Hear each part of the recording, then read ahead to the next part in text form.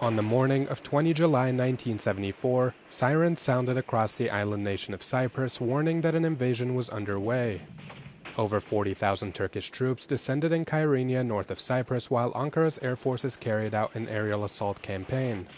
The Turkish invasion came just 5 days after Greek Cypriot nationalists, supported by the Greek junta, staged a coup to overthrow the country's democratically elected president, Archbishop Makarios III. The nationalists, fighting under the Cypriot National Guard seal, aimed to overthrow Makarios and unite the Mediterranean island with Greece in a movement known as Enosis. Makarios managed to flee Cyprus through Paphos and arrived in New York, where he delivered a speech on July 19th condemning the coup and denouncing the unification intent.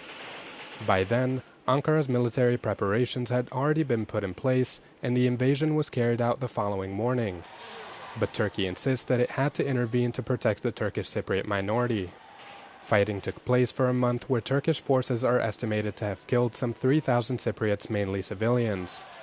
The military standoff was heavily mismatched as Cypriot troops fought without air cover or modern weaponry. In mid-August, Turkey launched the second phase of its invasion, codenamed Attila II, which saw its forces advance and occupy large stretches of land. By the end of their second offensive, Ankara had controlled over 35% of the island, which to this day it still illegally occupies. As many as 200,000 Greek Cypriots were displaced from their homes and were forced to flee south in the month-long offensive. Syria's government on Sunday said clashes in the southern city of Sueda have stopped following a week of fighting that left hundreds of people dead.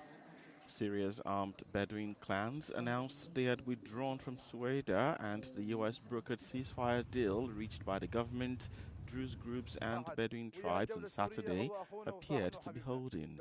The ceasefire came as clashes between militias of the Druze religious minority and the Sunni Muslim clans threatened Syria's fragile post-war transition.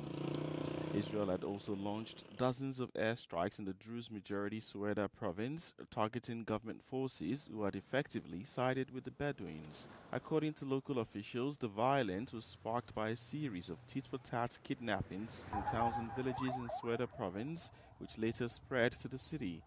The UN estimates that more than 87,000 people have been displaced in Sueda since July 12 due to the heavy fighting.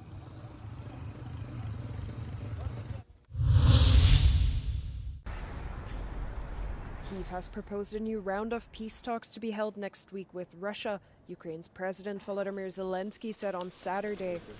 Ukraine and Russia had already met in May and June in Istanbul for peace talks, but aside from agreeing on a prisoner exchange, they made no progress towards ending the war. Переговорну динаміку треба збільшувати. Треба робити все, щоб досягти припинення вогню. І російській стороні треба перестати ховатись від рішень.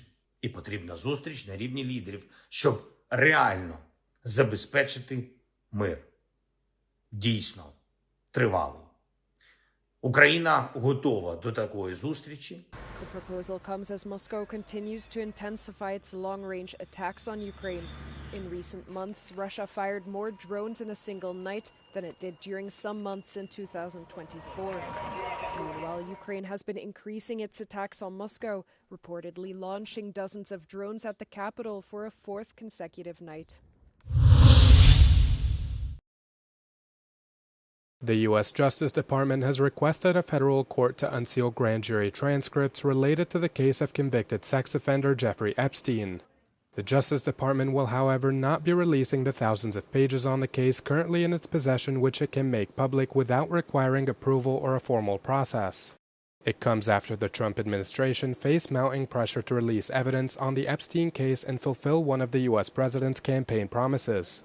An article detailing the U.S. president's relationship with the disgraced financier has raised suspicion that Trump may be personally implicated and thus choosing to withhold evidence. Trump has slammed the Wall Street Journal article claiming it's false, malicious, and defamatory. He's also announced on social media that he's suing the outlet and media mogul Rupert Murdoch for $10 billion, citing overwhelming financial and reputational harm.